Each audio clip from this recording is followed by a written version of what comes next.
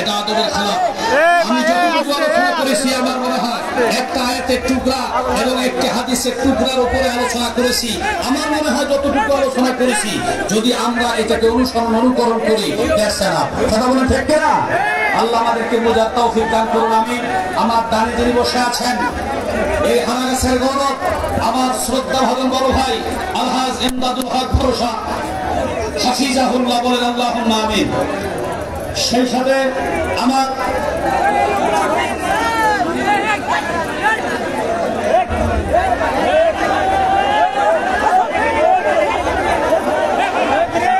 সম্মানিত ভাইজান আমার পাশে আছেন সারা বাংলাদেশ শুধু নয় বিশ্বের অহংকার তাম পৃথিবীর গৌরব আল্লামা মুফতি হাবিব আমির হামজা হাফিজাহুল্লাহ। সেই সাথে আমার বামে আছেন আমার অত্যন্ত কাছের হৃদয়ের স্পন্দন হারাগাছের গৌরব এই ঐতিহ্যবাহী হারাগাছের সম্মানিত সুনামধন্য আমার শ্রদ্ধা ভাজন বড় ভাই তরিকুল ইসলাম দিনার হাফিজাহুল্লাহ। আমি আমার ভাইয়ের জন্য প্রাণ খুলে দোয়া এবং সকলের জন্য দোয়া চেয়ে আমি আমার আলোচনা এখানেই শেষ করছি। ওয়া আখির দাওয়ানা আলহামদুলিল্লাহি রাব্বিল আলামিন। কালেকশনটা আসলে আমি শুরু করলাম সেই সময় ভাইকে নিয়ে আসতেন। আমি বললাম সিগন্যাল 10টা মিনিট পরে নিয়ে আসতেন কালেকশনটা করে দিতেন। এখন ভাইকে দিয়ে করেন, ভাইকে রিকোয়েস্ট করেন। ভাই সাধারণত কালেকশন করে না। এই ভাই যদি একটু বলে যে ব্যাগের ব্যাগটা সারি দেন তাহলে আশা করা যায় একটু করবে। আপনারা কি বলেন? তাহলে জান কি আছে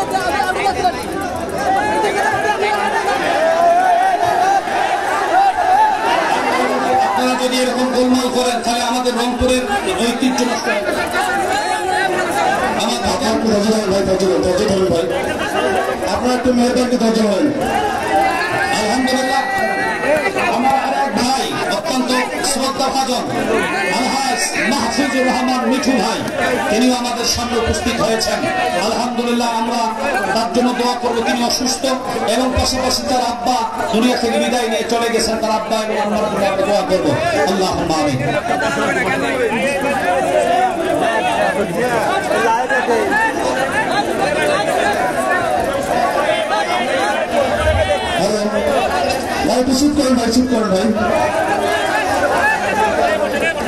এখন কেরেস প্রদান করা হবে। কেরেস এই ভাইজান সারাদিনে ছিলেন একটু একটু ভাবে যদি আপনারা ইয়ে করে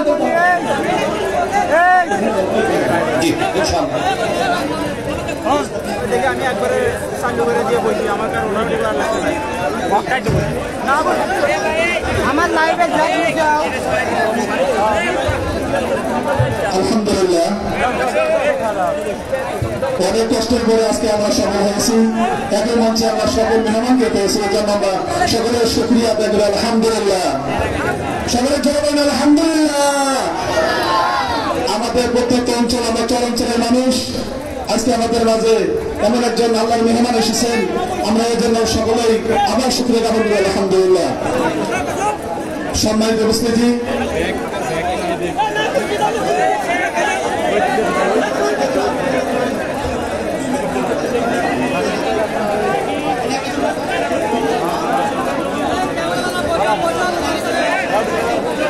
আলহামদুলিল্লাহ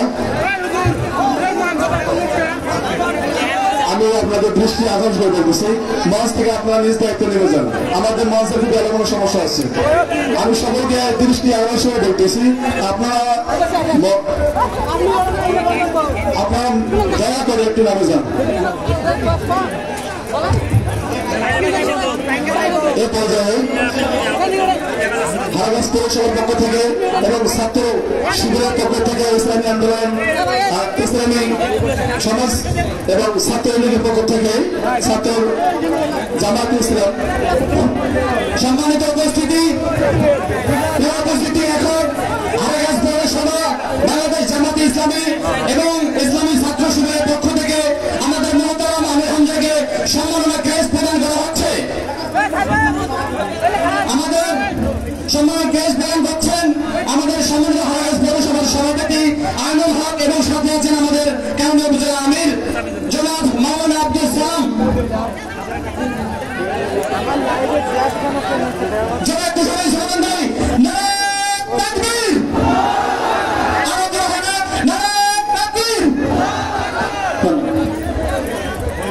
সম্মানিত উপস্থিতি, আমি আপনাদের দৃষ্টি আকর্ষণ করতেছি, আপনারা একটু নিবেদন করে স্টেজ থেকে নেমে যান।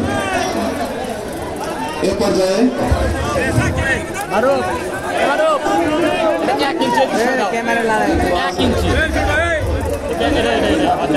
আমি আজকের অনুষ্ঠানের সম্মানিত মহোদয়ের মাঝ থেকে, যেটা আমাদের সবাই সংকীর্ণ, আমরা আমাদের মাহফিলের পক্ষ থেকে কৃতজ্ঞতা প্রকাশ করছি। এবার যে আপনাদের সামনে সংক্ষিপ্ত আকারে পরিচিত লাভ করছেন, আপনাদের সুপরিচিত এবং আমাদের এই কাউনিয়া উপজেলার সাবেক উপজেলা চেয়ারম্যান, আজকে এই মাহফিলের প্রধান পৃষ্ঠপোষক জনাব আলহাজ মোহাম্মদ মাহমুদুর রহমান মিটু সাহেবকে সংক্ষিপ্ত আকারে শুভেচ্ছা বক্তব্য বলার জন্য আমি সুবিধা অনুরোধ করছি।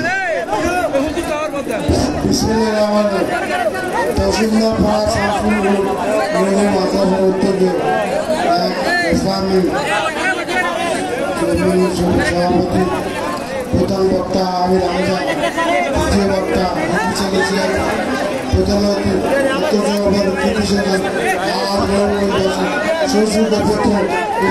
বর্ষা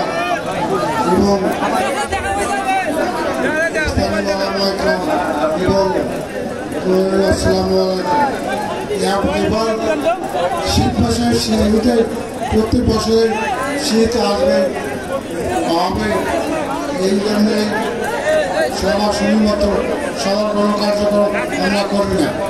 তাই এই জন্য প্রথম বছর যা কিছু বলবেন আপনারা শুনবেন, আপনারা ঠিকমতো মজা আমার ভাবার জায়গা কিনে দেবেন এবং এই গরমের দিনে অনেক কিছু বলছে বলতে পারলাম না। এই বলে আমি আমার শেষ করে আসলাম। আলহামদুলিল্লাহ, এ পর্যায়ে আপনাদের সামনে সভাপতি বক্তব্য রাখছেন আজকের এই মাহফিলের সম্মানিত প্রধান অতিথি জনাব আলহাজ মোহাম্মদ ইমদাদুল হক ভরসা, সাবেক সভাপতি রংপুর জেলা বিএনপি ও আহ্বায়ক কাউনিয়া উপজেলা বিএনপি মহোদয়কে বক্তব্য রাখার জন্য সবিনয় অনুরোধ করছি। বিসমিল্লাহির রহমানির রহিম। আউযু বিল্লাহি মিনাশ শাইতানির রাজিম। আজকের এই ইসলামী মাহফিলের সম্মানিত প্রধান বক্তা জনাব মুফতি আমির হামজা উপস্থিত আছেন, আমাদের অত্র অনুষ্ঠানের সভাপতি মঞ্চে উপস্থিত আছেন আমাদের সুযোগ্য আলেম নেতৃবৃন্দ ভাইরা ও আমার সামনে প্রিয় ভাইরা, আসসালামু আলাইকুম ওয়া রাহমাতুল্লাহি ওয়া বারাকাতুহু। আপনারা সবাই কেমন আছেন? আমি আসলে আজকে বক্তব্য দেওয়ার জন্য উঠি নাই, শুধু দুই একটা কথা বলার জন্য উঠছি। বক্তব্য দেবে আমাদের হুজুর, বড় হুজুরই বক্তব্য দেবে, যেহেতু আমাদেরকে এখানে প্রধান অতিথি হিসেবে রাখা হয়েছে। আমরা দুই চার কথা বলে আমাদেরকে পরিচয়টা দিই। আপনারা সকলে জানেন আমার পরিচয়ের পূর্বে আরেকটা পরিচয় আগে দিই। আপনারা জানেন আমার বাবা আলহাজ রহিমউদ্দিন ভরসা, আমি ওনারের ছেলে, আমি ইমদাদুল হক ভরসা। আমার পরিচয়, আমি ইমদাদুল হক ভরসা। আমি বাংলাদেশ জাতীয়তাবাদী দল বিএনপি আগামী জাতীয় সংসদ সদস্য পদে আপনাদের দোয়া নেওয়ার জন্য আসছি। আমি যেন আগামীতে জাতীয় সংসদ নির্বাচনে অংশগ্রহণ করতে পারি, এই যে সকলে আমার জন্য আপনারা দোয়া করবেন আল্লাহর ওয়াস্তে। কারণ আমরা চাই দেশে একটা, আমরা দীর্ঘ 17 বছর ধরে আমরা কোনো নির্বাচন দেখি না, কারণ একটা ওয়ান সাইড নির্বাচনে 17 বছর ধরে আমরা মামলা হামলা নির্যাতনের শিকার হচ্ছি। আমরা আজকে অসহায়, আজকে আমরা মুক্ত স্বাধীন, আমরা কথা বলতে পেরেছি, আমরা এতদিন মধ্যে কথা বলতে পারিনি। আপনারা সকলে আমার জন্য দোয়া করবেন, আমার দলের জন্য দোয়া করবেন, আমার পরিবারের জন্য দোয়া করবেন, আমরা যেন আপনাদের সেবা করতে পারি। আমি রাজনীতি করি, আমি আমার ব্যক্তিগত আমার পয়সা দিয়ে রাজনীতি করি। আমি কারো কাছ থেকে কোনোদিন 10 টাকা একটা পান খাই দামে রাজনীতি করি না। আপনারা জানেন আমার বাবা আলহাজ রহিমউদ্দিন ভরসা এই হালাগাছ কাউনিয়া পীরগাছা এমন কোন মাদ্রাসা মসজিদ এতিমখানা যে ওনার কোনো অংশগ্রহণ নাই। আমিও চেষ্টা করেছি যে প্রতিটা মসজিদ মাদ্রাসায় যেন আমার সম্পৃক্ততা থাকে। আপনাদের দোয়া মাশাআল্লাহ আমি হজ করেছি, আমি প্রতি বছরে হজ যাই, আমি উমরা যাই, আমি 5 ওয়াক্ত নামাজ পড়ি, রোজা থাকি, সবসময় আমি কিন্তু আপনাদের সাথে আমি একটা শরীর। আজকে আমি মূলত আসছি আপনাদের কাছে দোয়া নেওয়ার জন্য। সকলে আমার জন্য দোয়া করবেন যে আগামীতে আপনাদের যেন আমি সেবা করতে পারি, এই আশা ব্যক্ত করে আমি আমার বক্তব্য শেষ করছি। খোদা হাফেজ, বাংলাদেশ জিন্দাবাদ। আসসালামু আলাইকুম ওয়া রাহমাতুল্লাহি ওয়া বারাকাতুহু।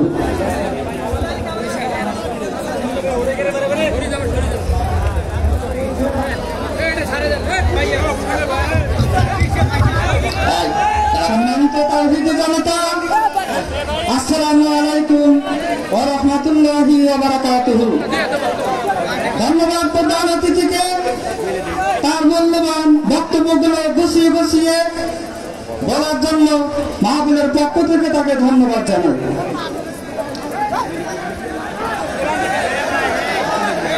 আপনারা একটু মেহরবানি করে চলে যান ভাই, আমি আপনাদের বারবার বলতেছি আপনারা স্টেজটা একটু ফাঁকা করে দেন।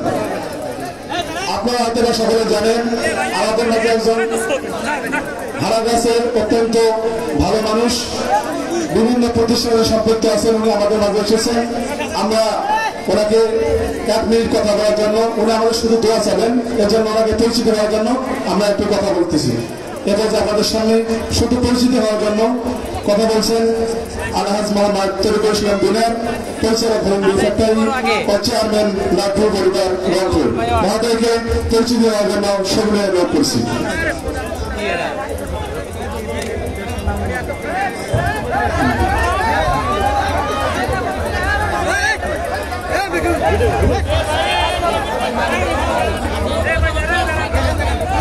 ইন্নাল হামদালিল্লাহি ওয়াস সালাতু ওয়াস সালামু আলা রাসূলিল্লাহ।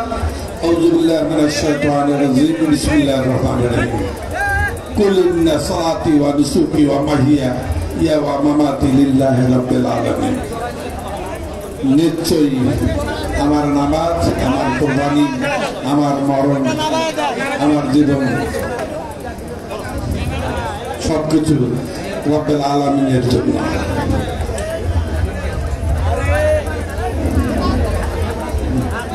এই মাহফিলের সম্মানিত সভাপতি, প্রধান অতিথি, মঞ্চে উপবিষ্ট আমন্ত্রিত অতিথিবৃন্দ, আমার প্রিয় প্রধান বক্তা আমির হামজা সাহেব উপস্থিত, ইসলাম প্রিয়, ধর্মপ্রিয়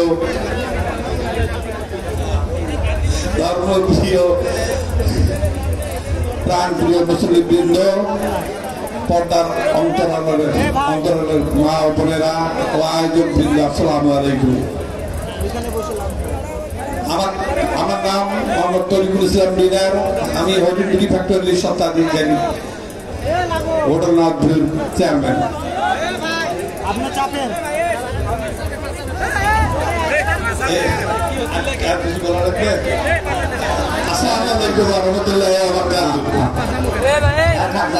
এত কিছু হুজুর বলবো, আরেকদিন আমি বলবো।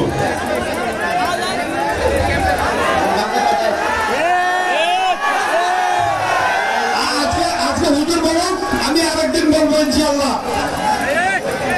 আসসালামু আলাইকুম ওয়া রাহমাতুল্লাহি ওয়া বারাকাতুহু।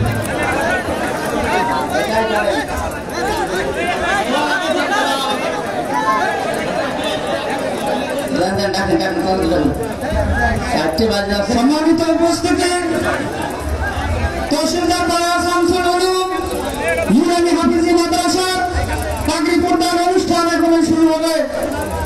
পাগড়ি গ্রহণ করবেন হাফেজ মোহাম্মদ আজিজুল ইসলাম, পিতা মোহাম্মদ আবুল কাসেম, খড়াইঘাট, রাজপুর, লালমনিরহাট। Lodging master Mohammad Abu Bakar Siddique.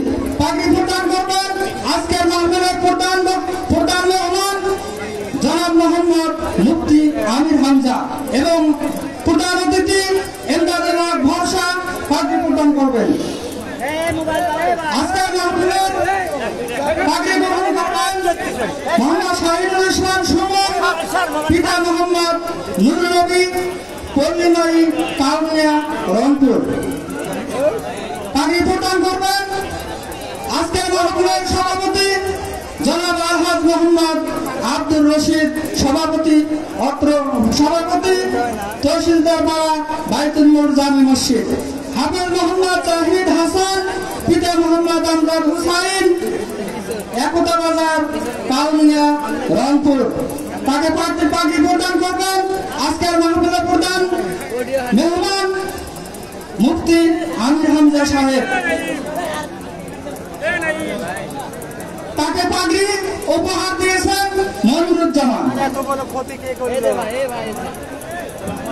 মারিয়াম বিবি হাফিজিয়া মাদ্রাসা ছাত্রী, দুইজন পাগড়ি, দুইজন তার পক্ষ থেকে তার বাবাকে ক্রেশ প্রদান করা হবে। মোসাম্মদ সেলিনা আক্তার, তার পিতা মোহাম্মদ মাসুদুর রহমানকে কালমাটিহাট সদর লালমনি, তাকে তার পক্ষ থেকে আজকের মাহফিলের প্রধান অতিথি। আর একজন হচ্ছেন মোসাম্মদ ফৌজিয়া তামান্না মুক্তা, তার বাবার নাম হচ্ছে মোহাম্মদ মুজাফফর রহমান, কালমাটি সদর লালমনিহাট। তার পক্ষ থেকে তার বাবাকে ক্রেশ প্রদান করা হবে। প্রিয় উপস্থিতি, আমাদের ধর্মের সীমা শেষ হয়ে যাচ্ছে। এই মুহূর্তে আমাদের প্রধান মুফাসসির তাফসীর পেশ করবেন। এখন আলোচনা রাখছেন বিশ্বনন্দিত আলেমে দ্বীন মতলব মুফাসসির মুফতি আমির হামজা। তাফসীর পেশ করছেন মুফতি আমির হামজা।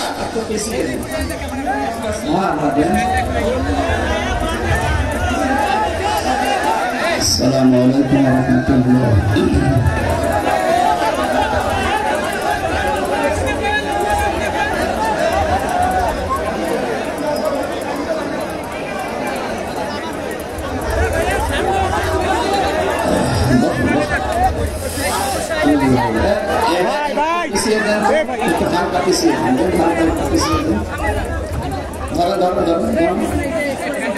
ঠিক আছে, বসো।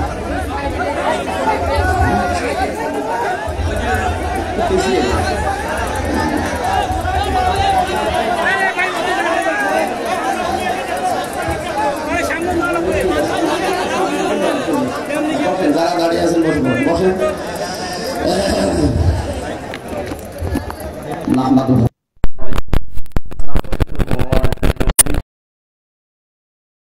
شرور أنفسنا ومن سيئات أعمالنا من يهدي الله فلا مضل له ومن يضلل فلا هادي له ونشهد أن لا إله إلا الله وحده لا شريك له وأشهد أن محمدا عبده ورسوله الذي أرسله بالحق بشيرا ونذيرا وداعيا إلى الله بإذنه وسراجا منيرا. وقد قال الله تعالى في كلامه المجيد وبرهانه التوحيد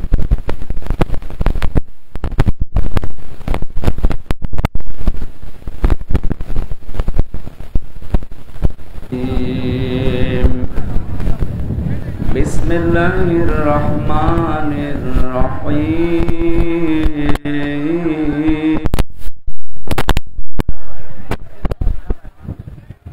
لقد صدق الله رسوله الرؤيا الحق لا تدخلن المسجد الحرام لا تدخلن المسجد الحرام إن شاء الله آمنين. صدقت يا ربنا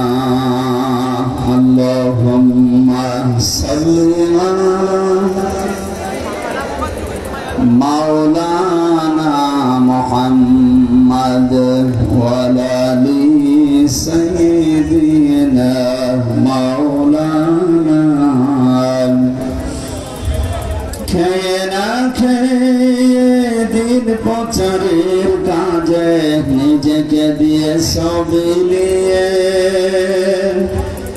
তায়েফের কাফেরেরা ছিল না আলো দুষ্ট ছেলেদের পিছু দলে দিয়ে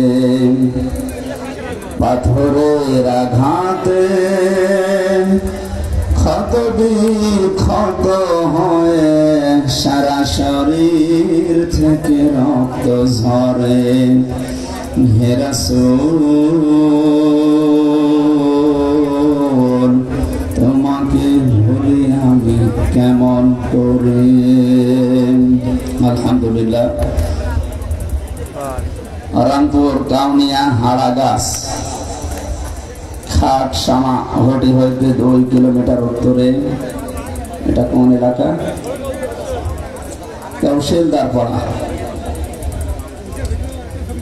মাদ্রাসা মসজিদ এবং কমিটির উদ্যোগে আয়োজিত তাফসীরুল কোরআন মাহফিলের স্বনামধন্য সভাপতি আলহাজ আব্দুর রশিদ, প্রধান অতিথি সাইফুল মাশাহিদ, আপনাদের এলাকার কৃতি সন্তান বিশিষ্ট সমাজসেবক রাজনীতিবিদ জনাব আলহাজ ইমদাদুল হক ভরসা, যে আশা ব্যক্ত করলেন আল্লাহর ইলমে জানা আছে তার দ্বারা মানবতার এবং ইসলামের কাজ হবে কিনা। আল্লাহ যদি জানেন যে হ্যাঁ হবে, আল্লাহ যেন তার সম্মানজনক জায়গায় তাকে পৌঁছিয়ে দেন, বলেন আমিন। তার বাবা মায়ের জন্য দোয়া করছি। আলহাজ রহিমউদ্দিন ভরসা সহ তার স্ত্রী যারা ঘুমিয়ে আছেন কবরে, হায়াতে তাজ্জেবা সিহাতে কুল্লিয়া, সারা জীবনের যে করেছিলেন আল্লাহ যেন মঞ্জুর করেন।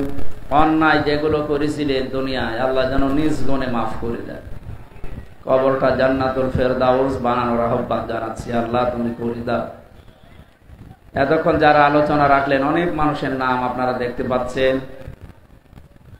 মাওলানা ইদ্রিস আলী, মাওলানা রুহুল আমিন, মতিউর রহমান নিজামী, আলহাজ মাহফুজার রহমান মিঠু ভাই, জনাব অ্যাডভোকেট মজহারুল ইসলাম বাবলু, রকিবুল ইসলাম পলাশ, রমিজউদ্দিন, হাফেজ এরশাদুল হক, সম্মানিত পরিচালক আলহাজ মামুনুর রশিদ।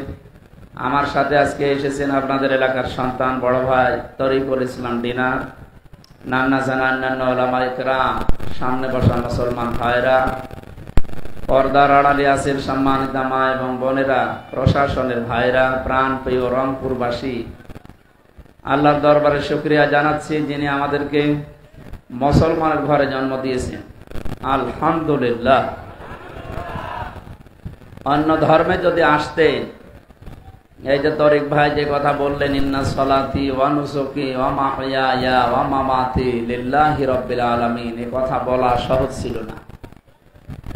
মুসলমানের ঘরে এসেছি, কাজ কাম যাই করি না কেন নাম তো মুসলমান। সুতরাং এই হিসাবে শুকরিয়া জানাচ্ছি যে অন্য কোন ধর্ম থেকে আমাদেরকে আশা লাগে না। গত কয়েকদিন আগে এই দিনাজপুরে 10 জন মানুষ মুসলমান হয়ে গেছে আমার হাতে। আমি জিজ্ঞাসা করেছিলাম আপনাদের কষ্ট হচ্ছে না? কষ্ট তো হচ্ছে, কিন্তু সত্যকে সত্য জানার পরে যদি কেউ অ্যাবাউট টার্ন করে চলে যায় তার পরিণতি কি হবে আমরা শুনলাম দুনিয়া এবং মরণের পরে। ওনারা যেহেতু পুনরুত্থানে বিশ্বাস করে, ওনারা আরেকবার দুনিয়ায় আসবে এই বিশ্বাস তাদের আছে। আমাদেরও বিশ্বাস ওই রকমই, আমরা আরেকবার আসবো না, কিন্তু আমরা আরেকবার জীবিত হব। আমরা আল্লাহর সামনে দাঁড়াতে হবে আরেকবার জীবিত হয়ে, নাকি? ওনাদেরও বিশ্বাস আমাদেরটা প্রায় কাছাকাছি। ওনারা আসতে চান আর আমাদের আর আসার সুযোগ নেই। ওনাদেরও কষ্ট হয়েছে নিজেদের বাপদাদার ধর্ম এতদিনের লালিত সব ছেড়ে দিয়ে ইসলামে আসতে। আমার মনে হয় এখানে আমরা যারা আছি আল্লাহর বিধান কম বেশি যাই মানি না কেন, কেউ যদি বলে আপনি হিন্দু হয়ে যান আপনাকে এই জেলা লিখে দেওয়া হবে, আপনি হবে? সেই রকম যা ইমান আছে এই ইমানের দ্বারাও সম্ভব না। যদিও 10 টাকা পড়ে পেলে মানুষ ফেরত দিতে চায় না, তারপরেও এতটুকু আমাদের ভরসা আছে, যেহেতু ভরসা সাহেব পাশে আছে, ওনার উপরে ভরসা করা যায় ইনশাআল্লাহ। আল্লাহর ঘর তাওয়াফ করে এসেছেন,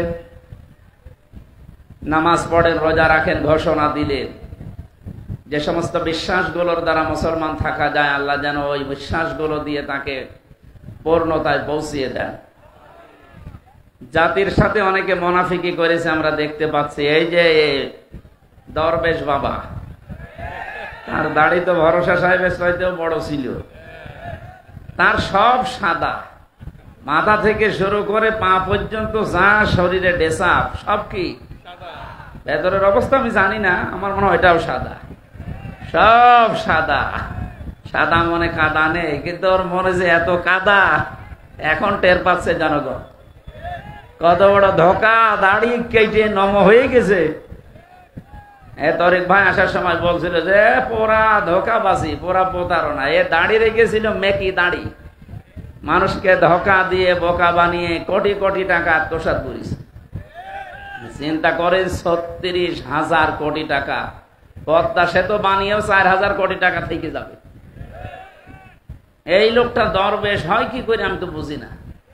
ধরবেশ, দরবেশের বেশ ধরেছিল, কথা বলেন ঠিক কিনা? আমরা তো আর বেশ ধরিনি, আমরা খাঁটি মুসলমান।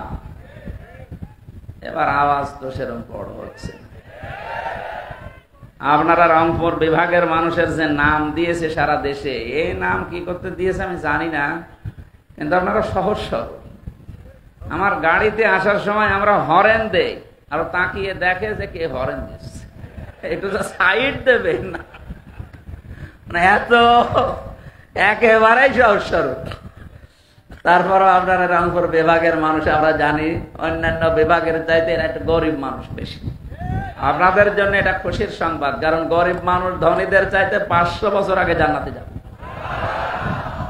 তাহলে হাদিস দ্বারা বোঝা যায় বাংলাদেশের অন্যান্য বিভাগের চাইতে রংপুর বিভাগের মানুষেরা জান্নাতে যাবে 500 বছর আগে। অনেক বড় সুসংবাদ না? রাষ্ট্রপতি পেয়েছিলেন আপনারা চাচাকে, তারপরও সেরকম কিছু করতে পারেন নাই। যাক, যেভাবে আছে ওইভাবে থাকাই ভালো। যেন আমরা চট্টগ্রাম, সিলেট, ঢাকা এদের চাইতে 500 বছর আগে যদি আল্লাহর জান্নাতে যেতে পারি, ওরা হাজার হাজার বছর হায়াত পেয়ে যা পারবে না, আমরা জান্নাতে প্রবেশ করে তার চাইতে অনেক বেশি পেয়ে যাবো ইনশাআল্লাহ। আল্লাহ যেন সেই সুযোগ আমাদেরকে করে দেন। দল, মত, জাতি, বর্ণ, ধর্ম নির্বিশেষে আমরা এসেছি। এটা কোনো দলীয় অনুষ্ঠান না, এটা কোরআনের অনুষ্ঠান। হাদা বায়ানুল লিন্নাস হুদাল লিন্নাস। আল্লাহ বলেন কোরআন শরীফ সবার জন্য। আজ হিন্দু কোন মানুষ যদি বলে আমি কোরআন পড়তে চাই, আমি সেদিন যশোরে একজন মুসলমান হয়েছিল, কলেজের এক অধ্যাপক, জিজ্ঞাসা করলাম স্যার আপনি? হ্যাঁ, আমি শুধু আপনার বক্তব্য শুনে মুসলমান হচ্ছে তা না, আমি কোরআন পড়েছি আজ ৩-৪ বছর। কোরআন শরীফ আপনি ধরলেন, ধর্ম না মানে? আমাদের দেশের ভেতরে, বিশেষ করে বাংলাদেশ আর ভারতে, কিছু মুসলমান আমরা মনে করি কোরআন শরীফ কারোর জন্য ধরা ঠিক না, এটা শুধু আমাদের জন্য না। এই যে ওযু ছাড়া কোরআন শরীফ ধরা যাবে না, এটা মত পার্থক্যপূর্ণ মাসলা। এটা কোরআনে কারিমে আল্লাহ জানিয়েছেন ইন্নাহু লাকুরআনুন কারীম ফি কিতাবিম মাকনুন লা ইয়ামাসসুহু ইল্লাল মুতাহহারুন। সূরা ওয়াকিয়ার ভেতরে আছে ৭৭, ৭৮, ৭৯ নাম্বার আয়াত। আল্লাহ পাক বলেন অবশ্যই এটা সম্মানিত কোরআন, সুরক্ষিত করা আছে সংরক্ষিত জায়গায়, পবিত্র ফেরেশতারা ছাড়া কেউ এটা স্পর্শ করে না। এবার আসেন তো বাস্তবে আয়াতটা মিলিয়ে দেখি যে কত ক্ষতি হয়ে যাচ্ছে আমাদের এই মাসলা ঘোষণা দেওয়ার কারণে। যারা বলেন যে ওযু ছাড়া কোরআন শরীফ ধরা যাবে না, অন্যান্য জাতির লোকেরা এর কাছে আসতে পারবে না, হেদায়েতের মশাল দিয়ে আল্লাহ পাঠিয়েছেন, তার নাম কোরআন শরীফ। তার নাম কি? কোরআন বাদ দিয়ে হেদায়েত দিতে পারে কেউ আছে দুনিয়ায়? নেই। এমনকি কোরআন যেখানে নেই ওখানে যদি কেউ ভালো হওয়ার নিয়তেও যায়, আল্লাহ নিজে দায়িত্ব নিয়ে তাকে আরো খারাপ বানিয়ে দেয়। কথা বুঝতেছেন না? বোঝেননি? মানিত্তাবাআল হুদা বিগাইরিল কোরআন আদাল্লাহুল্লাহ, তিরমিজি শরীফ। এই কথা বলেন কেন? কষ্ট হচ্ছে, আমরা দেখতে পাচ্ছি ওইভাবে থাকেন। দিনের বেলা আসলে অনুষ্ঠানগুলো হয় না, রাতের বেলা শীতের সময় হয়। আপনারা ছাড়েন না, আমিও পারি না। আল্লাহু আকবার। কি করবো, এত চাপ চলছে এই স্বাধীনতার পর থেকে। আলহামদুলিল্লাহ, আল্লাহ যে স্বাধীনতা আমাদেরকে দিয়েছেন কোটি কোটি বার শুকরিয়া জানাচ্ছি। আগস্টের 5 তারিখের আগেও এই দেশে আমি জামাতে ইসলামী করি, আমি বিএনপি করি, এ কথা বললেই মাস শুরু হয়ে যেত। জেল জরিমানা কেস কান তো আছে, তো পুরাটা আল্লাহ একেবারে পাহাড়ের মতো উল্টিয়ে দিচ্ছে। এখন এই দেশে কারো বুকের পাঠা আছে যে বলতে পারে আমি আওয়ামী লীগ করি? বলে দেখেন তো, জায়গায় কবর হয়ে যাবে আপনার। কালকে জোর করে নামাজ পড়াতে এসেছিল বায়তুল মোকাররমে, পিটিয়ে বের করে দিয়েছে মানুষ। কারণ ওই দলে যারা আছে ওর নামাজ পড়া তো দূরের কথা, ওর নামাজ ওর পেছনে হবে কি করি? যে লোকটা নৌকা মার্কা নিয়ে দাঁড়াতে পারে ওর পেছনে নামাজ হয় নাকি আরো নিচে নামা লাগবে? আমার মনে হয় বাংলাদেশে নৌকা মার্কায় না দাঁড়িয়ে কেউ যদি কুকুর মার্কায় দাঁড়ায় তাও সে পাশ করার সম্ভাবনা সামনে আছে। কিন্তু এটাকে আল্লাহ একেবারে ঘৃণিত করে দিয়েছে। ইয়াজিদকে যেমন ঘৃণিত করে দিয়েছে, ইয়াজিদ নামটা কিন্তু ভালো, তো এত ঘৃণিত করে দিয়েছে জুলুম করার কারণে। একটা হিন্দুকেও যদি বলেন ও কিন্তু ইসলাম কিছু জানে না, তারপরও যদি বলেন তোর ছেলে হয়েছে 5,000 টাকা দেবো, ইয়াজিদ রাখ, একটা নাম হইল ও গালি। ইয়াজিদ নামটা হিন্দুর কাছেও গালি। আমি তো বিশ্বের বহু দেশে গেছি, ইহুদি, খ্রিস্টান, বৌদ্ধ, হিন্দু, মুসলমান সবার সাথে আমার মেশাস। ইয়াজিদে নাম আমি আজ পর্যন্ত কারো শুনিও নি, কোনো জায়গায় পাইও নি, অথচ নামটা কত সুন্দর দেখিয়েছেন, ইয়াজিদ। আজ যারা সুন্দর নামের বড়াই করে আপনাদের এই বিভাগের এই জেলার বৌমা, এই নামটাও গালি হয়ে যাবে। কালের আবর্তনে দেখবেন এই নামটাও মানুষ গালি হিসাবে ব্যবহার করবে। কাউকে যদি ঘষেটি বেগম বলেন যেমন রেগে যায়, কাউকে যদি ওই নামে ডাকেন সেও রেগে যাবে। এটা শুধু ওনার জন্য না, দোষ হচ্ছে ওনার কাজকর্মের। এই যে জুলুম করেছিল মানুষের উপরে আল্লাহ, এজন্য পৃথিবীর সৃষ্টি জগৎ যত আছে সবার ভেতরে ওনার প্রতি একটা ঘৃণা জন্ম দিয়েছে। এটা তো আমি বানিয়ে বললাম না। আপনি একটু তাকান বিশ্বের দিকে, যেখানে যাবেন এই নামটা এখন গালি। আমি কয়েকদিন আগে সিঙ্গাপুর, মালয়েশিয়া, থাইল্যান্ড, ইন্দোনেশিয়া যতগুলো দেশ ঘুরলাম, যেখানে এই নামই, কোন দেশে বাড়ি? বাংলাদেশ, এই একজনের নাম বলে। যেখানে একজন ফেরাউন আছে না, কি বলবো, না নে উনি এখন শ্বশুর বাড়ি আছে। কোথায় আছে? যদিও শ্বশুর বাড়ি আপনাদের এখানে, চলে গেছে, আল্লাহ মিলিয়ে দিয়েছে আরেক জায়গায়। অনেকে এখন আশা করছে নাকি ভরসা পাচ্ছে, এই ভরসার কারণে যে চট করে ঢুকে পড়বে। আসে, আপনি চট করে ঢুকে পড়বেন, তাহলে রংপুরের আবু সাইদের মা বাবার কি হবে? আমি এই যে আসলাম ওখান থেকে কয়েকদিন আগে, কবর জিয়ারতে গিয়েছিলাম, ওর মা আর বাবার যে রাগ দেখলাম আপনার উপরে। আপনি এসে দেখেন তো, পালানো ইমাম মসজিদে ঢুকেছিল বায়তুল মোকাররমে, তাই যদি জোতা পিঠা খায়, আপনি আসলে কি পিঠা খাবেন আল্লাহ ভালো জানে। এই জন্য এরকম পাগলামি করেন না। পাগলামি করলে কিন্তু পাগলের মতো মার খাবেন, নয়তো আবার পাবনা আছে আমাদের। কি আছে? আমরা আশা করছি কেউ যেন পাগলামি করবেন না। আজ 100 জন মানুষ আমরা যদি এদেশে থাকি, আজকের রাত 12:30টায় জরিপ বের হয়েছে, কালকে ইন্টারন্যাশনাল একটা আন্তর্জাতিক জরিপ বের হয়েছে। দেশে এখন 100 জনের 58 জন মানুষ চাচ্ছে যে দেশে ইসলামিক হুকুমত কায়েম হোক। মানুষের ভেতরে একটা পরিবর্তন এসে গেছে, দল মত নির্বিশেষে এটা আমরা সবাই চাচ্ছি। হ্যাঁ, অনেকে মনে করেন যদি ইসলাম এসে যায় তাহলে আমি যে ডাইল খাই, কি হবে ডাইল খাওয়ার? আমি যে একটু লাল পানি খাই মাঝে মাঝে, একটু আকিস বিড়ি খাই, কি হবে এটা? না কি হবে শোনে, এনাদের হচ্ছে আজিজ বিড়ি আর আমি থাকি আকিস বিড়ি। যারা এই সমস্ত খাবারের অভ্যাস আছে এদের হয়তো কষ্ট হচ্ছে যে না, ইসলাম আসলে আমাদের কি হবে, আমরা খেতে পারবো না। শোনেন, যদি ইসলাম কায়েম হয়ে যায়, এই যে তরিকুল ইসলাম ডিনার সাহেবের মুখে দাঁড়িয়ে নেই, উনি হয়তো বিড়ি খেতে পারে যেহেতু বানায় নিজেরা। উনি যদি এখন মসজিদে প্রবেশ করে, মসজিদ আল্লাহর ঘর, কার ঘর?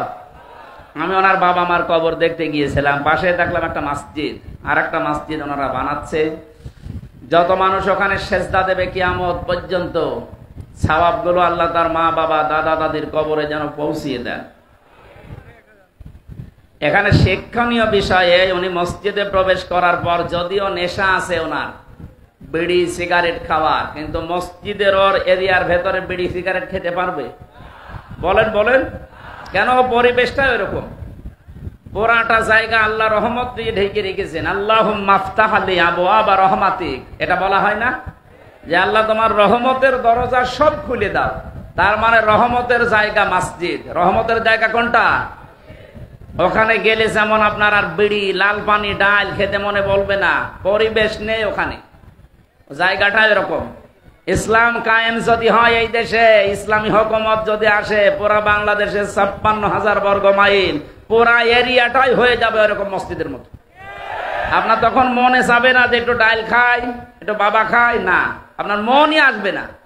আপনি ব্যস্ত থাকবেন আল্লাহকে নিয়ে, রাসূলকে নিয়ে, আপনার পরকাল নিয়ে। সুবহানাল্লাহ বলতে পারেন নাই? আল্লাহ এরকম একটা পরিবেশ আমাদেরকে যেন উপহার দেন, বলেন আমিন। যেহেতু কোরআনে কারিমের কাছে আমরা আসতে কয়েকটা বাধা পাচ্ছি, যে ওযু ছাড়া কোরআন ধরা যাবে না, অমুসলিমরা আসতে পারবে না, তাহলে দেশের ভেতরে ইসলাম প্রচার করা, মানুষকে জানানো, কি দিয়ে জানাবেন আপনি? এবার আমি শব্দের দিকে তাকাচ্ছি, এই এদিকে তাকান। ফি কিতাবিম মাকনুন, আল্লাহ পাক বলেন সংরক্ষিত করা আছে এই কোরআনে কারিমকে সুরক্ষিত জায়গায়। মাকনুন শব্দের শাব্দিক অর্থ হচ্ছে এমন জায়গা যেখানে হাতের স্পর্শ লাগে নাই। আর আমরা জানি পৃথিবীর দুইটা জায়গা আছে যেখানে হাতের স্পর্শ লাগে না। একটা মায়ের পেট, যেখানে সন্তান থাকে, রেহেম। ২ নম্বরে লাউহে মাহফুজ, যেখানে ফেরেশতা ছাড়া কেউ হাত দিতে পারে না। আয়াতের পরবর্তীতে যে শব্দটা আল্লাহ দিলেন, লা ইয়ামাসসুহু ইল্লাল মুতাহহারুন, এই যে স্পর্শ করে না তাহারাত ব্যতীত। তার মানে মুতাহহারুনের ব্যাখ্যা পেয়েছি আমি দুইটা, ১ নম্বরে পবিত্র, ২ নম্বরে নিষ্পাপ। ও বাংলার মানুষেরা, পৃথিবীতে কেউ ১০০% পবিত্র থাকা সম্ভব? বলেন না কেন? ২ নম্বরে আমরা কেউ নিষ্পাপ না। এটা ১ নম্বরে ধরা যায় ফেরেশতাদের, তারা পবিত্র, ২ নম্বরে তারা নিষ্পাপ। তার মানে এই আয়াতটা মুখাতেব, এই যে হু দিয়ে আল্লাহ লাউহে মাহফুজের দিকে ইঙ্গিত দিলেন, ইশারা দিলেন, এটা দ্বারা বোঝা যায় এটা দুনিয়ারে ভূখণ্ড না, এটা আরশে লাউহে মাহফুজের জন্য খাস। কোরআনে কারিমকে যদি আমরা সহজ করে দিতে পারতাম, আজকে যেমন সবাই এসেছি দলমত নির্বিশেষে, এটা যদি হিন্দুদের কিতাবের মতো, বৌদ্ধদের কিতাবের মতো, ইহুদি খ্রিস্টানদের কিতাবের মতো কেউ যেতে পারবেন না তা না, সবার জন্য ওপেন করে দিতাম, এদেশে আমার মনে হয় আরো ধীরে ধীরে না খুব তাড়াতাড়ি মানুষ ইসলামে আসতে পারতো। রংপুরবাসী, আমি এখান থেকে যেটা মেসেজ দিতে চাই জাতিকে, ওযু ছাড়া কোরআন ধরা যাবে না, এটা কিছু কিছু আলেমের মত আছে, কিন্তু অধিকাংশ ওলামায়ে ইকরামের মত হচ্ছে যদি গোসল ফরজ না হয় তাহলে আপনি যে কোনো অবস্থায় কোরআন ধরা পড়া আপনার জন্য জায়েজ। কারণ আপনার জীবন চালাতে হবে তো কোরআন দেখে। কথা বলেন না কেন? বাবার জীবনী দেখে জীবন চালাতে পারবেন? অনেকে তো এটা আরম্ভ করেছিল, যা করবেন আমার বাবার মতো করেন। কিন্তু কোরআনে কারিম জানিয়েছে আপনি যা করবেন যেন কোরআন কেন্দ্রিক হয়, নবীর হাদিস কেন্দ্রিক হয়। কথা বলেন ঠিক কিনা? লরেন বুথের নাম শুনেছি আমরা, টনি বেলাওয়ারের শালিকা। এ মহিলা আমেরিকা থেকে যখন এসেছে, ওকে ইহুদি আর খ্রিস্টানরা মিলে অনেক টাকা পয়সা দিয়ে পাঠিয়েছে যে মুসলমানদেরকে অন্য ধর্মে নিয়ে আসা লাগবে। এখন মুসলিমদেরকে যদি অন্য ধর্মে নিয়ে যেতে হয়, আপনাকে আগে ইসলাম সম্পর্কে জানা লাগবে। এখানে কি সমস্যা? কি যান বাইরে, যান বাইরে যান।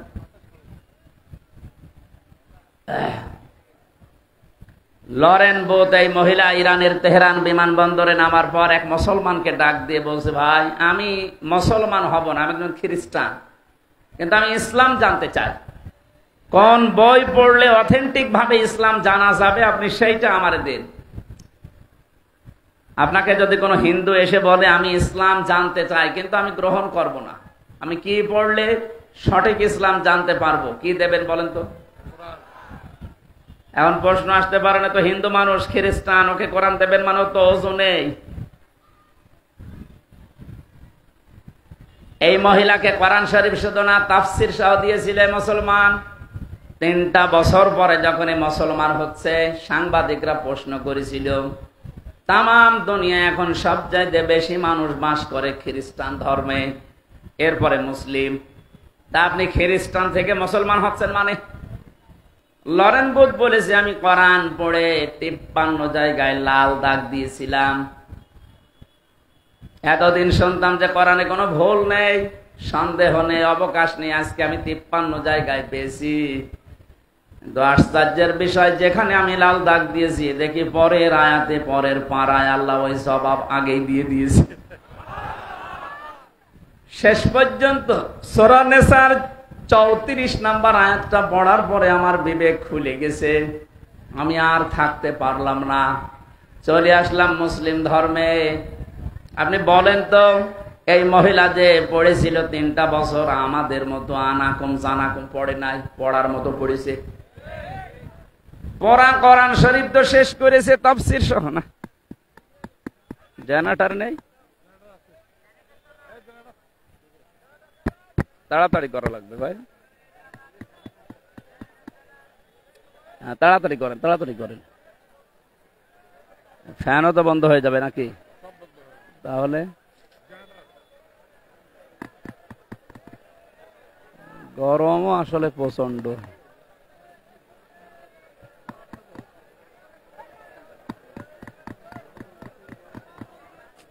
আরে ভাই এত দেরি হয় কি করে? ওখানে একজন বসিয়ে রাখেন।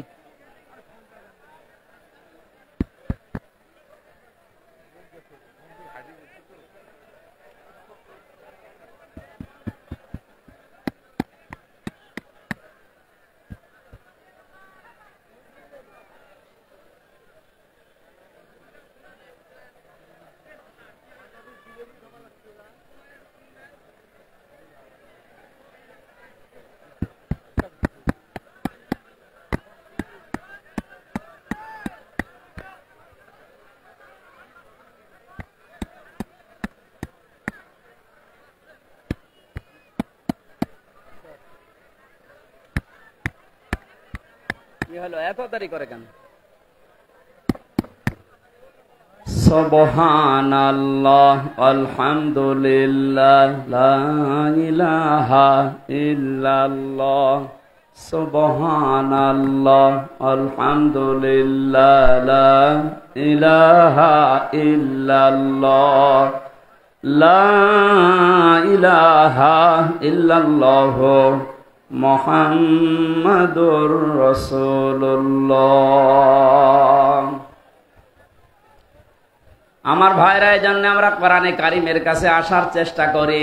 পৃথিবীর একটাই মাত্র কিতাব যেখানে আসলে দুনিয়া আখিরাতে আপনার সম্মান বাড়বে। ইন্নাহু লাকুরআনুন কারীম, নিশ্চয় এটা সম্মানিত কোরআন। এই কোরআন শরীফ যদি টেবিলের উপরেও থাকে, টেবিলের উপরে কোরআন রাখার আগে কেউ যদি টেবিলের উপরে লাথি দেয় কেউ বেয়াদব বলে না। কোরআন থাকাকালীন কোন মানুষ যদি টেবিলে পাও লাগায়, সে যেই হোক তার বেয়াদব বলবে। এটা থাকলে যদি সম্মান বেড়ে যায়, আমাদের ব্যক্তি, পরিবার, সমাজ এবং এই রাষ্ট্রে যদি আজকে কোরআনে কারিমটা চলে আসে, আমার মনে হয় তামাম দুনিয়ার 228টা রাষ্ট্রের ভেতরে এদেশের মর্যাদা আল্লাহ বাড়িয়ে দেবে। 228টা না, 5টা রাষ্ট্র বাড়তেছে, 7টা। কয়টা? কথা বলছে না কেন? 7 সিস্টার নাম শোনেননি? ওরা আমাদেরকে পাকিস্তান থেকে এক টুকরা করেছিল, এক ভাগ করে দিয়েছে পাকিস্তান থেকে, এই জন্য নাকি পরম বন্ধু। তা আমরা এখন 7 টুকরা করে দিচ্ছি, তাহলে আমরা বড় বন্ধু? কথা বলেন না কেন? আমরা বড় বন্ধু না আপনাদের? আপনারা এক টুকরা করে যদি এত বড় বন্ধুত্বের দাবি করেন, সারা জীবন সব দিয়ে যাচ্ছি বন্ধু, আমরা তো 7 টুকরা করে দিচ্ছি। পৃথিবীর মানচিত্রে এখন রাষ্ট্রের সংখ্যা হবে 228টা না 235টা। সুতরাং এত বড় উপকার করছে আপনাদের, সারা জীবনের জন্য আমরা আপনাদের বন্ধু। আজকে ডক্টর ইউনূস ঘোষণা দিয়েছে এই দেশের কোন বিষয়ে সিদ্ধান্ত নেওয়ার জন্য ভারতের আর দরকার নেই, এ দেশের সিদ্ধান্ত আমরা নিজেরা এখন থেকে নিতে সক্ষম। এ কথা এই 15.5 বছরে কেউ বলতে পেরেছিল? খালি জি হুজুরে ছিল, কথা বলছো না কেন? সুতরাং যে লোকটা এরকম কথা বলতে পারে অবশ্যই তার পেছনে কোনো দেওয়াল আছে। আপনি উল্টা পাল্টা ধারণা করেন না যে না 80 বছর বয়সে আর কি করবে মানে আপনি টের পাচ্ছেন 7 সিস্টার স্থায়ী থাকবে না, নরমাল থাকবে না, এক ঘোষণা দিয়েই ও ছাতা ভেঙে গেছে, শুরু হয়ে গেছে অলরেডি। এই জন্য আমাদের উচিত কোরআনের কাছে আসা। সম্মান যদি দুনিয়া আখেরাতে আমরা বাড়াতে চাই, এটা ছাড়া বিকল্প কিচ্ছু নেই। 53 বছর আমরা বহু কিছু দেখেছি মানুষের তৈরি করা নিয়ম নীতি দিয়ে, কাঙ্ক্ষিত অনেক শান্তি পাইনি। এখন শুধু বাকি আছে আল্লাহর কোরআন দিয়ে দেশ চললে কেমন দেখা যায়। কথা বলেন। 100 জনের 58 জন যখন চাচ্ছে, বাকিটাও আর বাকি থাকবে না, ইনশাআল্লাহ সব কোরআনের দিকে ধাবিত হবে। আল্লাহ এটা আমাদের চর্ম চোখে দেখে মরার তৌফিক দিন, বলেন আমিন। রবিউল আউয়াল মাস, এটা নবীজির জন্মের মাস। যদিও কিছু বেদাত এই দেশে চালু করা আছে রবিউল আউয়াল নিয়ে, এগুলো নিরসন করা দরকার। বিশ্ব নবীর জন্ম নিয়ে আনন্দ করার কথা কোরআন হাদিসে নেই, কিন্তু তার আদর্শ পেয়ে খুশি হবেন, আনন্দ করবেন, এটা কথা বুঝতেছেন? আমরা অনেক ইসলাম না বুঝে যদিও এই দেশে রবিউল আউয়াল পালন করার জন্য নবীর জন্মের একদিন ছুটি দেয়, সম্মান দেয় না। এটা না করে নবীর আদর্শটা আপনি পরিবার, রাষ্ট্রে, সমাজে কায়েম করেন, তাহলে তার আত্মার শান্তি যা পাচ্ছে আরো শান্তি বেড়ে যাবে। তিনি আমাদের জন্য সারা জীবন কন্দন করেছেন, কথা বলেন ঠিক কিনা? আর যেন কন্দন করতে না হয়। আমরা রবিউল আউয়াল মাসে শুধুমাত্র নবীজির জন্মের অনুষ্ঠানগুলো করে খেচুড়ি জিলাপি খেয়ে শেষ করে দেব না। আবেগে দুনিয়া চলে না, বিবেক দিয়ে চালাতে হবে। নবীজির জন্মের ইন্তেকালের 600 বছর পরে এই মিলাদ নামে এই শব্দটা দুনিয়ায় এসেছে, এর আগে এগুলো ছিল না। ইতিহাস পড়েন, 600 বছর পরের ঘটনা এগুলো। কিন্তু আমরা ওইটা নিয়ে আজ মাতামাতি করে অনেকে দল বেদল বিভক্ত হয়ে যাচ্ছি। যেটা আসল দরকার, তার আদর্শ কি ছিল। তিনি মায়ের কোলে যেদিন বসেছিলেন, হযরতে হালিমাতুস সাদিয়া, সিরাত ইবনে হিশামে পাবেন। হালিমাতুস সাদিয়া বলেন, তাকে আমি কোলে তুলে নিয়ে আমার ডান স্তন তাকে দিয়েছি, তিনি পান করলেন। বাম স্তনটা যখন লাগিয়েছি তিনি মুখ বের করে নিলেন। 1 বার 2 বার 3 বার তিনি মুখ বের করে নিলেন। আমাকে যেন চোখের ইশারা দিয়ে বোঝাতে চায়, মা হালিমা, জোর করেন কেন? ডান স্তন আমার অধিকার ছিল, আমি পান করেছি। বাম স্তন এটা আমার অধিকার না, এটা আমার দুধ ভাই। আপনার আর একটা সন্তান আছে, আমি জানি তার অধিকার এটা। ও বাংলার মুসলমানের, আজ নবীর জন্ম নিয়ে তোমরা আনন্দ করো।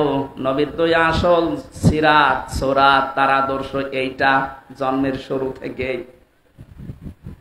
তিনি মায়ের কোলে বসে মানুষকে জানালেন, পৃথিবীর মানুষেরা, আমি দুনিয়ায় ভাইয়ের হক নষ্ট করার জন্য আসি না, এসেছি ভাইয়ের হক ফিরিয়ে দেওয়ার জন্য।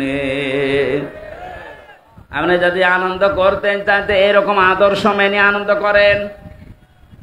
অথচ তার উম্মত আমরা যারা আজ দাবি করি, যত বড় হই তত ভাইয়ের হক মারার জম হই। কথা বলেন না কেন? ভাই মানে শুধুমাত্র রহিমউদ্দিন আর করিমউদ্দিন আপন ভাই, এটা না। তামাম পৃথিবীর সব মুসলমান আপনার জন্য ভাই।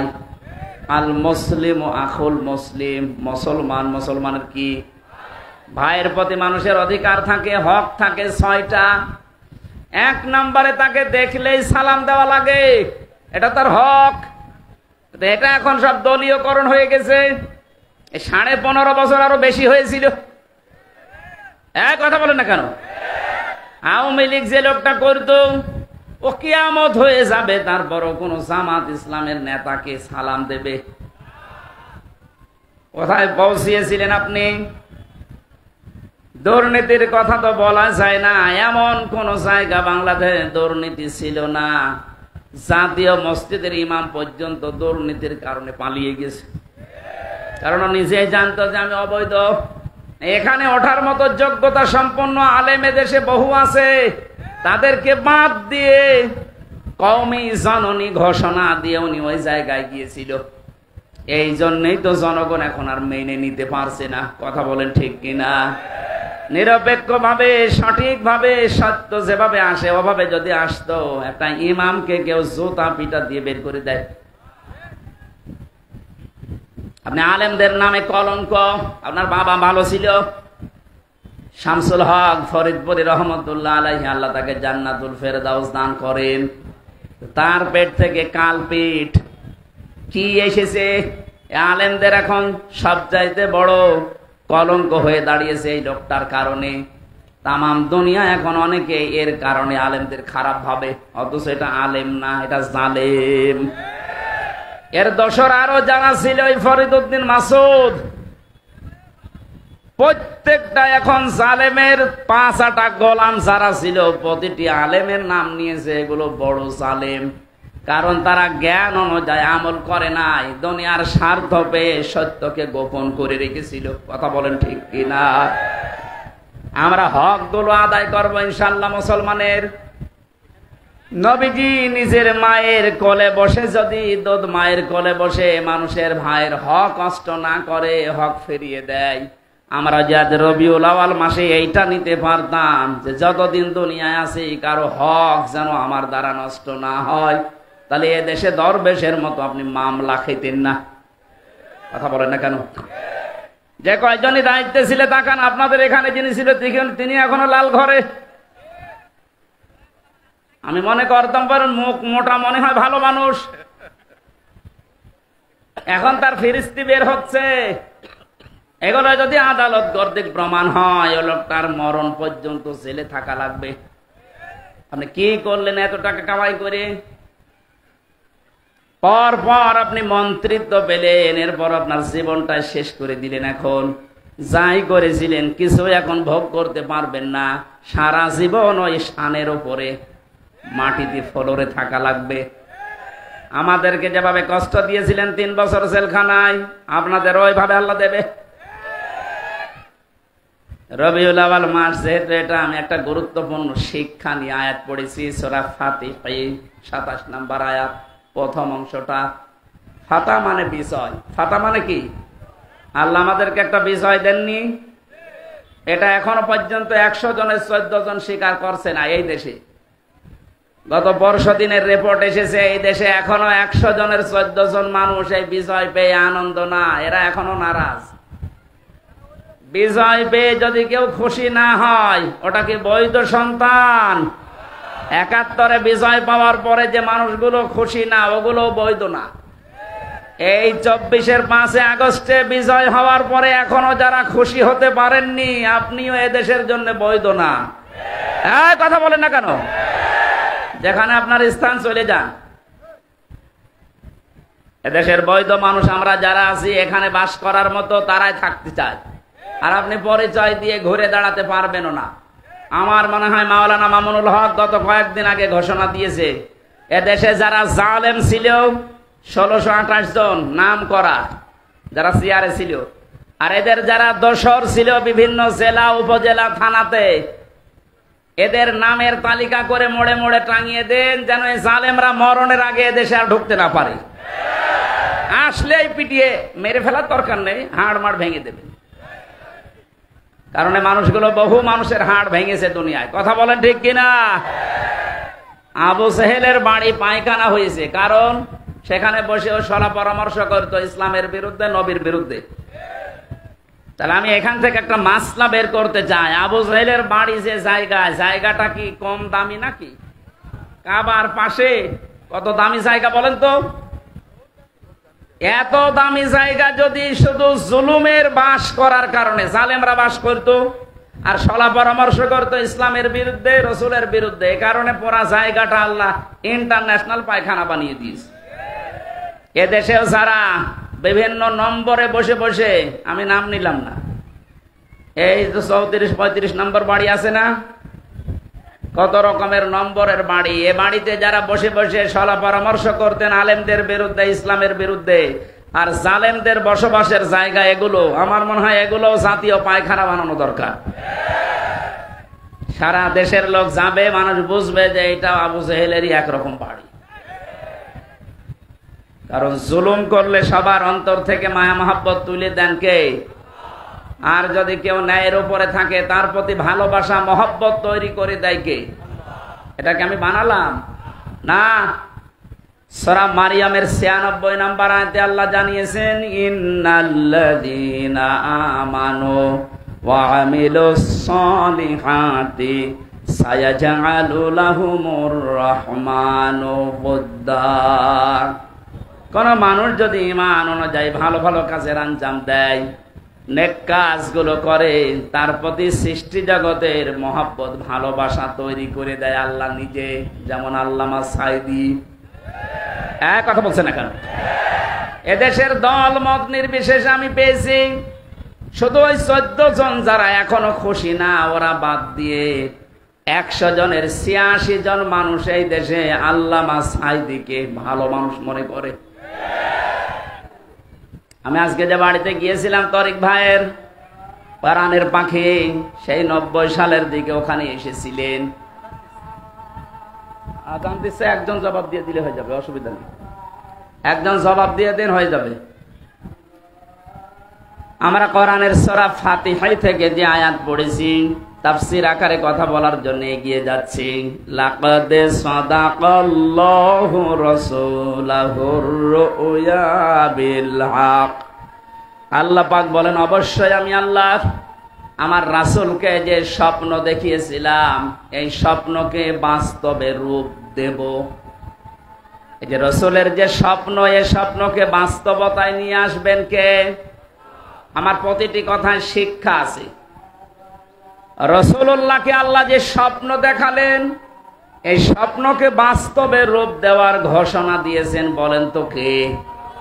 নবীজি এই স্বপ্ন বাস্তবায়ন করবেন না আল্লাহ? বলেন বলেন। এখন তো নবীজি নেই। এই যে রাসূলুর রুয়া বিল হক, রাসূলের স্বপ্নকে সত্য পরিণত করার দায়িত্ব সাদাকাল্লাহ আল্লাহ নিজে নিয়েছেন। যেহেতু নবীজি নেই, কিয়ামত পর্যন্ত উনি আসবে না, কিন্তু ওনার নায়েব আসবে। কথা বলে না কেন? ওনার নায়েবে রাসূল যারা, উত্তরাধিকারী যারা, আলেম যারা, কিয়ামত পর্যন্ত এরাও যত স্বপ্ন দেখবে, এদের এই স্বপ্নগুলো দুনিয়ায় বাস্তবায়ন করার দায়িত্ব কার? আপনি আয়াতটার বাস্তবে মিলান। 1500 বছর আগে নবীজি দেখেছিলেন যে আমি হজে যাচ্ছি, নিরাপত্তার সাথে হজ করে আবার ফিরে আসছি। যদিও তিনি বাধা পেয়েছিলেন। হুদায়বিয়ার সন্ধির সময় 1399 জন মানুষকে নিয়ে বিশ্ব নবী মুহাম্মদুর রাসূলুল্লাহ সাল্লাল্লাহু আলাইহি ওয়াসাল্লাম তিনি বায়াত গ্রহণ করিয়েছিলেন যে ওরা ওসমানকে আটক করে ঘোষণা দিয়েছে যে মেরে ফেলেছে। একটা মানুষকে বিনা কারণে যে মেরে ফেলেছে, বিনা অপরাধে যারা মারতে পারে, তাদের এই শাস্তি না দিয়ে আমরা মক্কা থেকে মদিনায় ফেরত যাব না। কি পেলেন এই ঘটনার দ্বারা? এটা ইবনে কাসিরের ভেতরে আছে। ওই সময় মাত্র একজনকে তারা বিনা কারণে মেরে ফেলেছে, মিথ্যা এই সংবাদ ছড়িয়েছিল। বিশ্বনবী মুহাম্মদুর রাসূলুল্লাহ 1399 জন মানুষকে নিয়ে তিনি বললেন, ওসমান হত্যার প্রতিশোধ না নিয়ে আমরা একটা ইবাদত করব না। তিনি ফরজ হজে ছিলেন, ভেঙে ফেললেন, ইহরামের কাপড় খুলে ফেললেন, বলেন সাধারণ কাপড় পরো। রোজা ছিলেন, বলেন রোজা ভেঙে ফেলো, শরীরে শক্তি তৈরি করো, আমার হাতের সাথে হাত লাগাও। 1399 জনই হাত দিয়েছিল। নবীজি উপরে আর একটা হাত দিয়ে বললেন এটা ওসমানের হাত। কারণ আজকে মিথ্যার বিরুদ্ধে, হত্যার বিরুদ্ধে যারা অবস্থান নিয়েছে তাদের সবাইকে আল্লাহ কবুল করে নিয়েছে। সূরা ফাতিহার 18 নম্বর আয়াতটা আল্লাহ নাযিল করলেন ওই সময়, লাকাদ রাদিয়াল্লাহু আনিল মুমিনিনা ইয ইউবাইউনাকা তাহতা শাজারা, এই যে তাহতা শাজারা বাবলা গাছের নিচে যারা আপনার হাতে আজ বায়াত গ্রহণ করছে, এদের সবার উপরে আমি আল্লাহ অবশ্যই রাজি হয়ে গেছি। এখানে শিক্ষা এই, বিনা কারণে কোনো মানুষকে যদি কেউ মেরে ফেলে, আর অন্যায় হত্যার বিরুদ্ধে যদি কোনো মানুষ দাঁড়ায়, তার জীবনের উপরে আল্লাহ খুশি হয়ে যায়। আজ এই 15.5 বছরে কত মানুষকে বিনা কারণে আপনি হত্যা করেছেন বলেন? কত মানুষকে বিনা কারণে গুম করে রেখেছিলেন, আয়না ঘরে রেখেছিলেন, আমার নিজেরাও রেখেছিলেন 10 দিন। কত মানুষকে আপনি এই দেশ থেকে বিনা কারণে বিচারের আগে আপনি হত্যা করে গুম করে শেষ করে দিলেন। আমার মনে হয় এই দেশের এখন 18 কোটি মানুষ যদি এই সিদ্ধান্ত নেয়, ওরা যদি ওসমান হত্যার সিদ্ধান্ত নিতে পারে, ওসমান হত্যার বদলা না নিয়ে আমরা কোনো হজ, কোনো রোজা, এমনকি মদিনায়ও ফেরত যাব না। আজকে 18 কোটি মানুষ সিদ্ধান্ত নেওয়ার সময় 15.5 বছরে যত গুম, খুন, হত্যা, রাহাজানি হয়েছে, যত টাকা আত্মসাৎ হয়েছে, এগুলোর প্রতিশোধ না নিয়ে ওদেরকে দেশে আসতে দেব না। আমাদের 18 কোটি মানুষের উপর আল্লাহ খুশি হয়ে যাবে। তিনি যে স্বপ্নগুলো দেখলেন, আবার কারেন্ট চলে গেল। তিনি যে স্বপ্নগুলো দেখেছিলেন, প্রতিটা স্বপ্নকে আমার আল্লাহ বাস্তবে রূপ দিয়েছিলেন। আমার তো আয়াত পড়ার পরে এখন এই 1500 বছর পরে মনে হচ্ছে নবীর স্বপ্ন যেভাবে আল্লাহ দেখিয়েছেন, এখন নবীর নায়েব যারা, নবীর উত্তরাধিকারী যারা, নায়েবে রাসূল যারা, ওয়ারিস যারা, আলেম যারা, তাদের স্বপ্ন আল্লাহ রূপ দিচ্ছেন। কোরআনের পাখি আল্লামা সাইদি বলেছিলেন, এদেশে জালেমরা ইঁদুরের গর্ত পাবে না। ঠিক কাজ পাচ্ছে না, কথা বলেন, পাচ্ছে না। তার প্রমাণ কি? এতে কালামানিক বিসি পর্যন্ত উড়ে গেছে। বাকি যা আছে আপনি তাকান, একটাও গর্ত পাচ্ছে না, যেগুলো লুকিয়েছে থাকতে পারবে না। কালকে আমার প্রশাসনের সর্বোচ্চ পর্যায়ের গোয়েন্দা বিভাগের একজনের সাথে কথা হয়েছে। হুজুর, ওই যে হাউং আঙ্কেল আছে না, হাউং আঙ্কেল, ও আছে আমাদের হেফাজতে, 2-1 দিন পরেই ওরে আমরা বের করব। কোথায় লোকাবেন? যারা টাকা পাচার করেছিলেন বাইরে, টাকাগুলো ইমিডিয়েটলি তাড়াতাড়ি দেশে নিয়ে আসার চেষ্টা করেন। যদি দেশে নিয়ে আসতে না পারেন, আপনাদের ছেলে মেয়ে বউ সব এই দেশের কাজে লাগানো হবে, সব বাজেয়াপ্ত করা হবে রাষ্ট্রের। কথা বলে না কেন? এইটাই ওদের শাস্তি। কোরআনের পাখির আর একটা স্বপ্ন আমরা শুনেছিলাম, বলেছিল শুধু নাড়া দেব, দিল্লি গিয়ে পড়বা, তাই পড়েছি।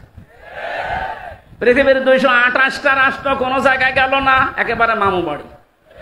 উনি যা বলেছিল 100 ভাগ খাপের খাপ, মমতাজের বাপ। দ্বিতীয় নম্বর ওনার স্বপ্ন ছিল এই পৃথিবীর ময়দানে বাংলাদেশ নামে যে দেশটা, এখানে জালেমদের নাকের উপরে কালেমার পতাকা উড়বে। আমার মনে হয় সেই স্বপ্ন পূরণ হতে যাচ্ছে।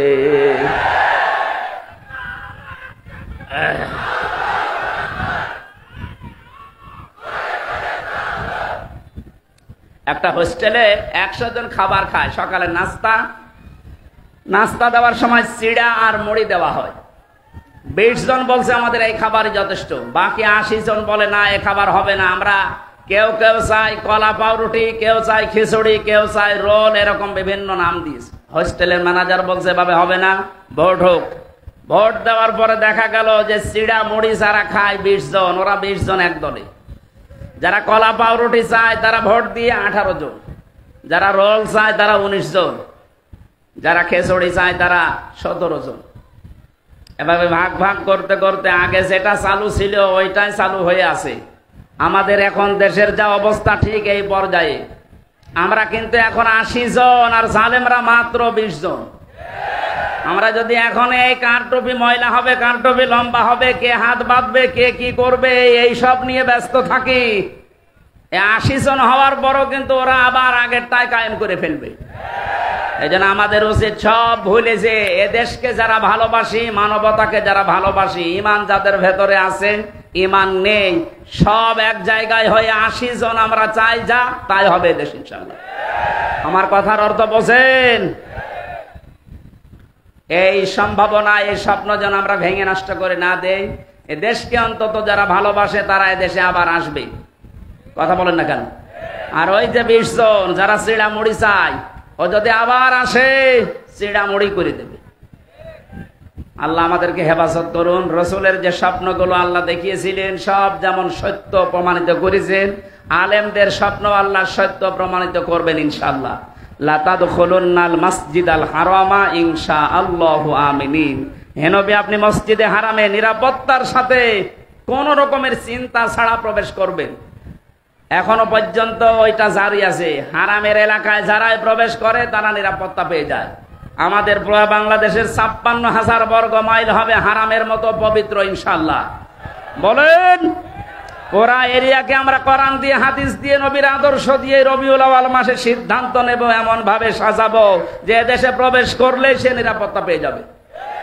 এখনো পর্যন্ত সে পরিবেশ কায়েম হয়নি, এখনো আমাদের আতঙ্ক আছে, এখনো অনেককে পিটিয়ে মেরে ফেলা হচ্ছে। এক কথা বলেন না কেন? মানুষ পিটিয়ে মেরে ফেলা এটা রাষ্ট্রের জন্য অশনি সংকেত। সুতরাং বাইতুল মুকাররমে যারা সন্ত্রাসী কর্মকাণ্ড চালিয়েছে গতকালকে, এর আগের দিন যারা তোফাজ্জেলকে পিটিয়ে মেরেছে, প্রত্যেকটা হত্যার বিচার দাবি করছে ইনশাআল্লাহ। কাউকে যেন ছাড় দেওয়া না হয়, তাহলে জালেমরা আবার বেঁকে বসবে। আল্লাহ আমাদেরকে বোঝার তৌফিক দিন, আমিন। এখন নামাজ পড়বেন এখানে, আর সময় নেই, আমরা মোনাজাত করে শেষ করে নামাজ পড়ে যান। আল্লাহুম্মা আমিন। লা ইলাহা ইল্লা আনতা সুবহানাকা ইন্নী